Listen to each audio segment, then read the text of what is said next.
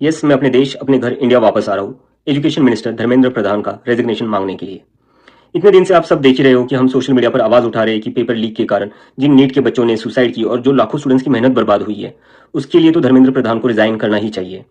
8 लाख बच्चों ने हमारी पेटिशन साइन की है। Crores of people have supported this demand on social media as well. And not just that, देश में कई सारी जगहों पर इसको लेकर प्रोटेस्ट भी तो हो रहे हैं, जैसे लखनऊ, जयपुर, महाराष्ट्र, दिल्ली। लेकिन फिर भी इनको कोई फर्क नहीं पड़ रहा। आज नीट के 22 लाख स्टूडेंट्स, सीबीएसई के 17 लाख स्टूडेंट्स, सीयूईटी के 16 लाख स्टूडेंट्स और एसएससी जीडी के 40 लाख स्टूडेंट्स, ऐसे 1 करोड़ से ज्यादा स्टूडेंट्स हैं जिनकी जिंदगी के साथ मजाक किया गया है सिस्टम द्वारा। इसकी वजह से स्टूडेंट्स बहुत ही ज्यादा एंशियस और परेशान है अपने फ्यूचर को लेकर। किसी को तो इसकी जिम्मेदारी लेनी होगी। इतने बड़े ब्लंडर के बाद भी अगर एजुकेशन मिनिस्टर रिजाइन नहीं करते तो इसका मतलब इस देश में अकाउंटेबिलिटी नाम की कोई चीज बची ही नहीं है। ऐसा लगता है कि सिस्टम जितनी चाहे उतनी गलतियां कर सकता है और उसके लिए कोई कॉन्सिक्वेंसेस है ही नहीं। सारे कॉन्सिक्वेंसेस स्टूडेंट्स के लिए है। ऐसा कब तक चलेगा? इसलिए अब वक्त आ चुका है, हम सबको साथ आना होगा और भारत के संविधान के रास्ते पर चलते हुए पीसफुली अपनी आवाज उठाकर धर्मेंद्र प्रधान के रेजिग्नेशन की डिमांड करनी होगी। अगर हम सब साथ मिलकर आवाज उठाएंगे तो जरूर इनको हमारी बात माननी होगी। मैंने डिसाइड किया है, मैं 6 जून सैटरडे सुबह दिल्ली आऊंगा। आप सब मुझे एयरपोर्ट पर मिलिए। हम सब मिलकर पार्लियामेंट स्ट्रीट पुलिस स्टेशन जाएंगे और वहां पर जंतर मंतर पर एक पीसफुल प्रोटेस्ट करने के लिए परमिशन मांगेंगे। इंडिया का कॉन्स्टिट्यूशन हमें राइट देता है कि गलत के खिलाफ हम पीसफुल तरीके से अपनी आवाज उठा सकते हैं।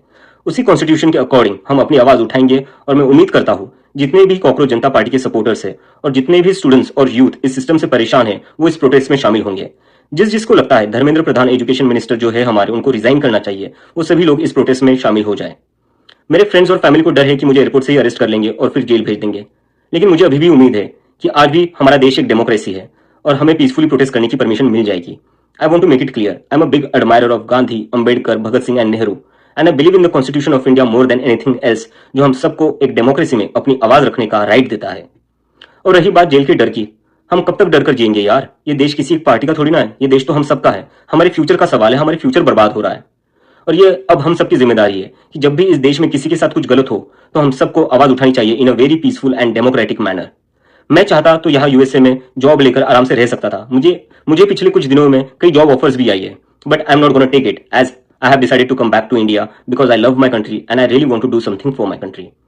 हम सब आज जो कुछ भी है वो सब इस देश ने हमें जो दिया है उसी के कारण है और अब हमारी बारी है अपने देश के लिए कुछ करने की। क्योंकि अगर हम आज कुछ नहीं करेंगे तो कौन करेगा? तब तक हम वेट करेंगे कोई और आएगा, आवाज उठाएगा और हमें बचाएगा। सो जितने भी पीसफुल और कॉन्स्टिट्यूशन को मानने वाले कॉकरोचेस है, let's all come together to save the future of millions of students.